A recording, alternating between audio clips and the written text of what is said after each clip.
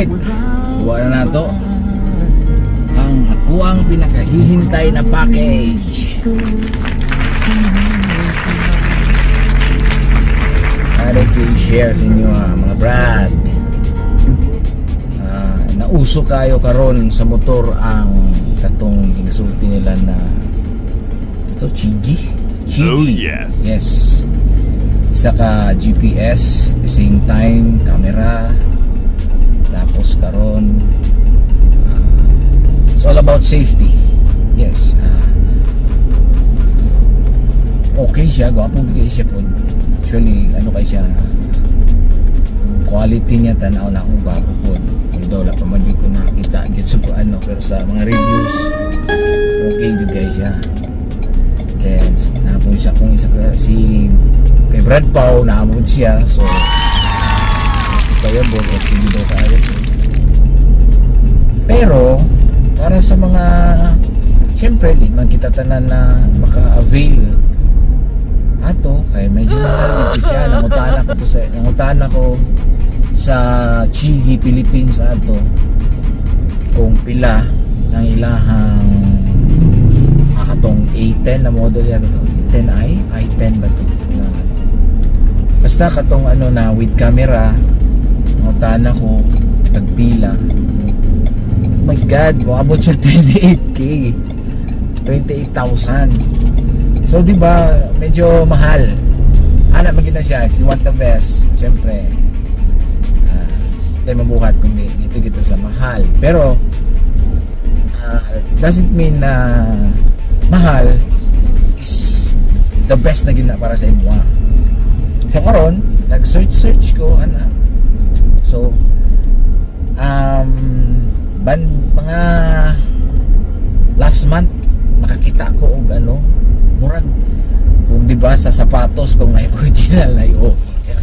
Wow. So well, wala may mawala kung i-try. So budget ano ni siya, murag in-add to na po budget. Ang nakaganahan ako sa iya pag search na ako sa installation niya, pwede ikaw lang basta naa kay USB charger sa imong motor, no need for any wirings or something sa imong motor. So dili na ablihan imong motor, dili na para no sa mga low ang budget at the same time kapuyan magtrabaho ng mga motor na ablihan pa kanang kulikoton pa i-connect sa battery something like that siya inani. So i-try na ako para sa akong sarili ko okay ba gid siya. So legit or scam ang hitabuan ni karon na review. Anyway, naanay siya sa akong kamot. Mao na ni siya. So itawod na to karon. Pagbalik na ako sa balay, itawod na to. Tawod na ako. Nakita na ako sa inyo kung saan pag-install, which is ang sulti sa ko. It's a very very simple installation lang and no need for any ano. Ang ano lang siguro, may bala na to ang mga I think may bala na to ang iyahang pros and cons after sa installation, after na ako magamit. So kita kids onya kaya ako sana siyang i-install. Kapish. So naabot sa sakit. So unbox ta. Right.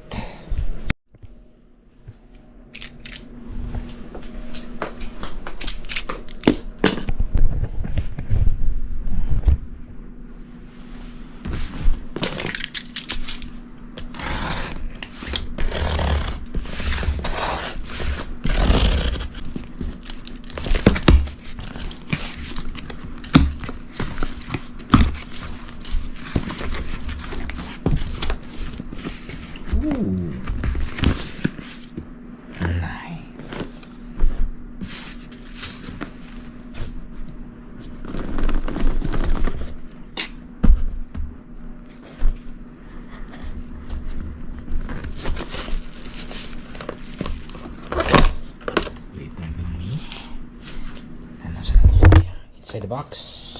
What's inside the box? Okay, nakatanan na yan.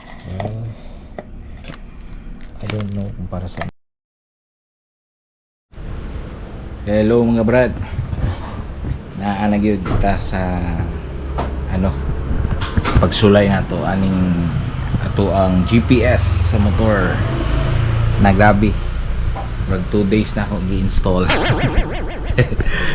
Anyway, at least na-install na ako. Shout out di ay kay Brad Maningals, Manuel Pulido, kay kung wala sa iya di ko kasabot sa uning wiring.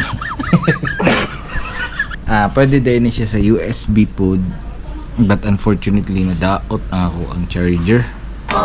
So ang akong gibuhat, ako na lang gi-direct sa battery.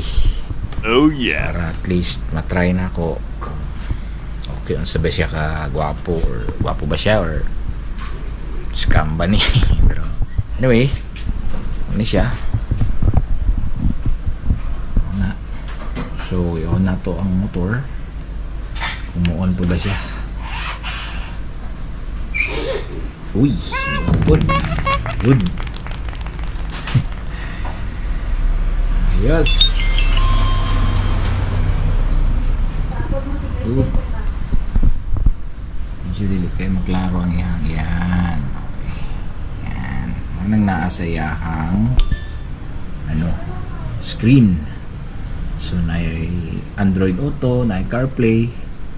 Yan ang naka-good thing ani pag naka-connect na ni sa imong phone, diretso na ni siya. Hindi na ni mo kailangan i-reconnect. So, automatically siya nang mag-ano sa imong. So, na-adire sa app na ni is kung saan nasa imong phone. Like, sa message, messenger, kana. Then, syempre, pinaka-importante ang GPS, ang map. So far okay man siya, wala pa yun siya sa natest sa long drive. Basta importante ni on siya. And diba, so less hassle na kayo para sa ako so, like sa akong isulti na di ko gusto og daghan kaayong mga wires sa ako ang dash motor. So karon maglimpyo na siya, diba? Linis. So, i-try na lang ako ni next time. So, ito lang.